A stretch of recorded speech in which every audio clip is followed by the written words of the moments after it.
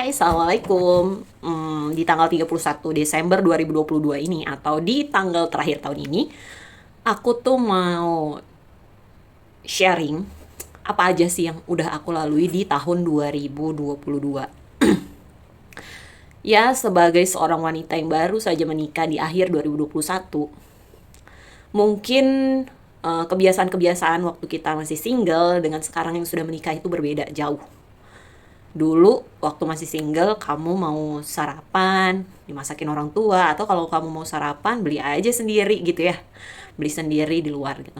Beda ketika sudah menjadi seorang istri, kayak punya kebahagiaan tersendiri gitu kalau bisa masakin suami setiap hari. Tapi ya sebagai wanita yang memilih untuk bekerja di luar rumah, untuk masak setiap hari itu bisa dibilang belum tentu bisa, apalagi jadwal antara aku dan suami yang kadang gak ketemu. Well, uh, aku belajar untuk bisa menyempatkan diri untuk memasak, ngurus rumah, itu pun kalau aku tidak terlalu capek gitu.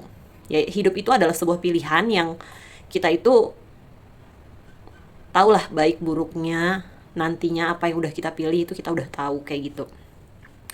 1 tahun terakhir ini aku belajar tentang budgeting itu mulai dari April.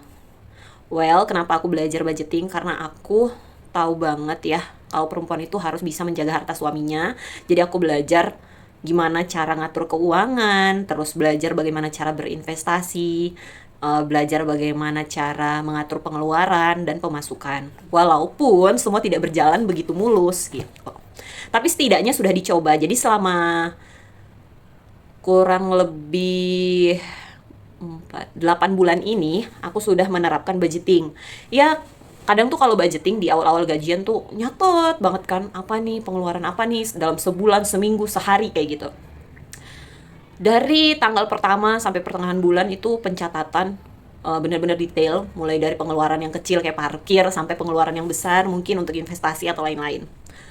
Nah, dari situ bulan pertama gagal, bulan kedua ya belum terlalu mulus, bulan ketiga mungkin gagal lagi, coba lagi pakai metode baru lagi. Dan aku akui ya, selama belajar budgeting itu ya banyak hal positif yang didapat gitu.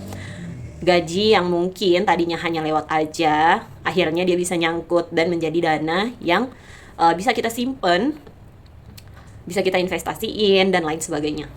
Nah, kemudian aku juga mau sharing, mungkin banyak ya perempuan-perempuan yang sudah menikah tapi belum punya anak, terus ditanya kapan punya anak kayak gitu.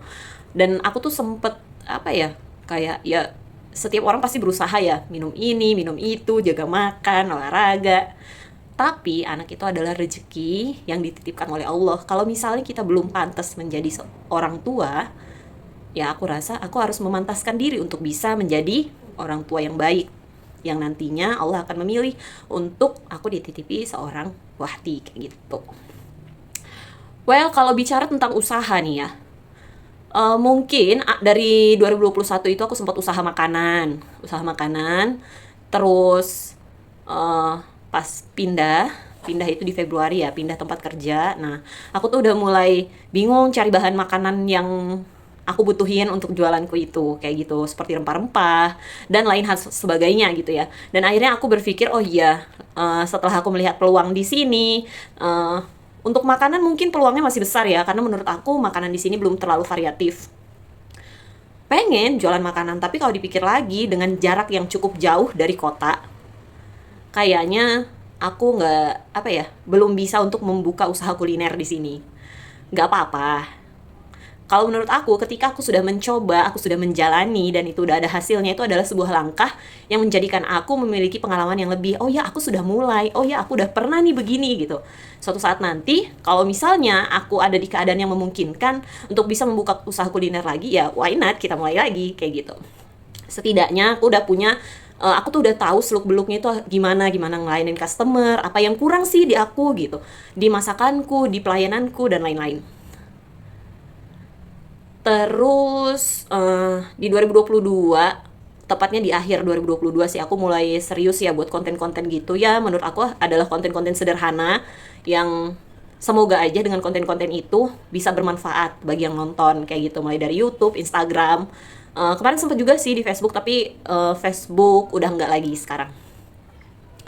Kemudian aku melihat lagi sebuah peluang di sini. Kenapa? Jadi di Sulawesi Selatan ini ada kebiasaan masyarakat yang aku lihat sebagai peluang.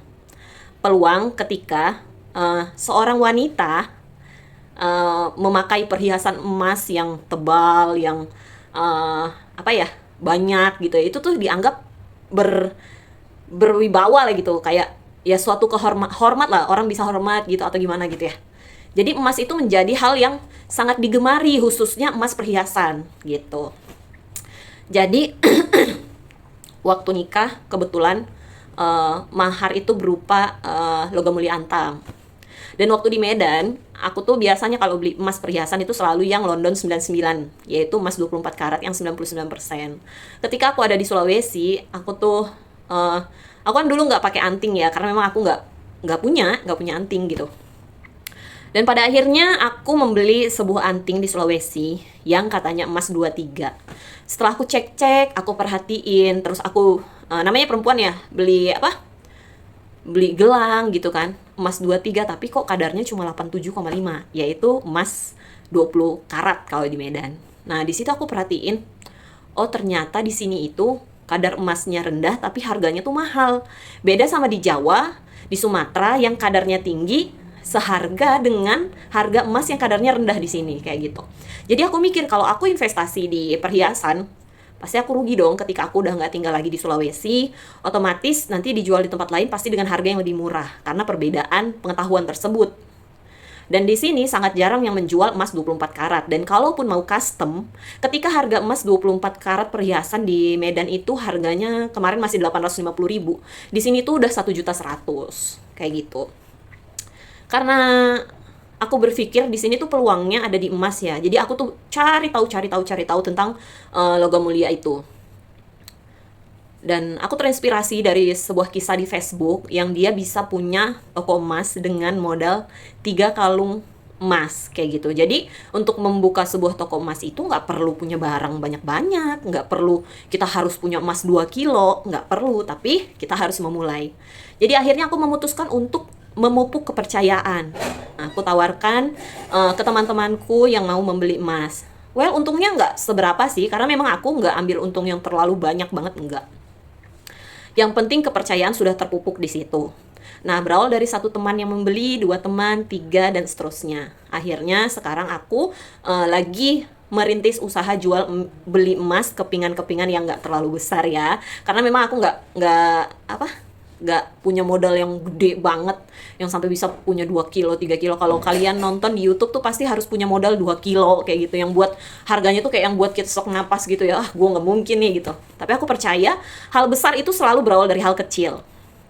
Nah, sekarang aku mulai menyesuaikan ritmeku dalam keseharian. Kalau dulu tuh awal-awal tuh aku nggak pernah olahraga kayak gitu kan. Ya udah stres aja, kerja, pulang, tidur, kerja lagi kayak gitu kan.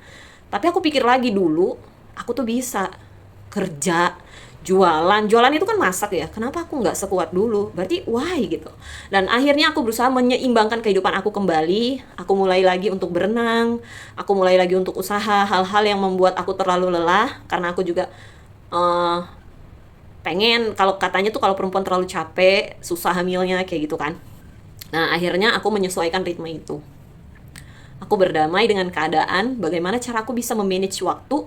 Aku happy, kerjaan selesai, di kantor selesai, bisnis aku yang kecil-kecilan juga jalan, kemudian aku ngurus rumah juga ya sedikit-dikit terpegang lah ya, walaupun belum semuanya kayak gitu. Nah, kita masuk ke resolusi 2023.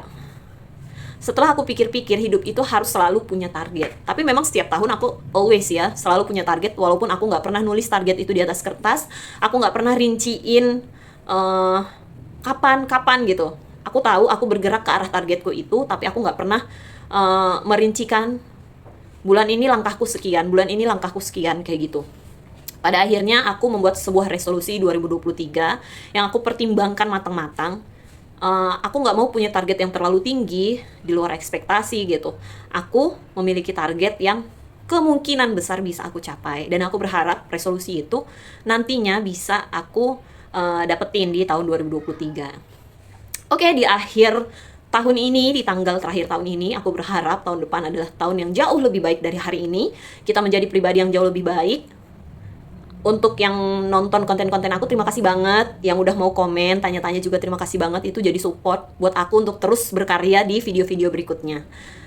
Aku akan terus berusaha untuk membuat video-video yang jauh lebih baik lagi. Semoga apa yang aku sharing hari ini bisa bermanfaat bagi yang mendengarkan. Kalau kalian suka silahkan di subscribe dan di like. Wassalamualaikum warahmatullahi wabarakatuh.